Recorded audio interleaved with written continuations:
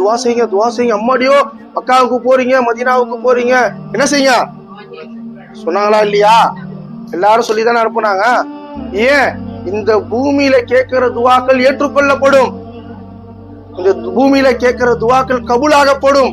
ஏன்னா இங்க இருக்குது குர்ஆன் இறங்கி இருக்குது. நம்ம ஊர்ல குர்ஆன் ஓதுறோமே, அந்த குர்ஆனுடைய ஆயத்துக்கள் அல்லாஹ் எங்க இறக்கணும்? இந்த மக்கால இறக்கணும், இந்த மதீனால இறக்கணும். பரக்கத்தான பூமியாக உலகத்துல அல்லாஹ் இந்த இடத்துல தேர்ந்தெடுத்திருக்கான். அதுக்கு அல்லாஹ் பிடிப்பான். ஏன் சொல்றேன்டா, அதுக்கு என்ன செய்வான் அல்லாஹ்? ஒரு பிடிப்பான். மக்காவுக்கு போற பாக்கியத்தை கொடுத்தல்ல, மதீனாவுக்கு போற பாக்கியத்தை கொடுத்தல்ல, அமல் செய்யறதுக்கு தானே அந்த வாய்ப்பை கொடுத்தேன்.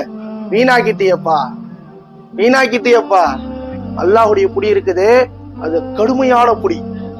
ஒரு புடி புடிச்சிட்டானா அல்லாஹ், நம்மளுடைய காலை ஆட முடியாது, அசைய முடியாது. ஒரு ஸ்டெப் எடுத்து முன்னாடி கூட வைக்க முடியாது, ஒரு ஸ்டெப் எடுத்து பின்னாடி வைக்க முடியாதான். ஹதீஸ்ல வருது.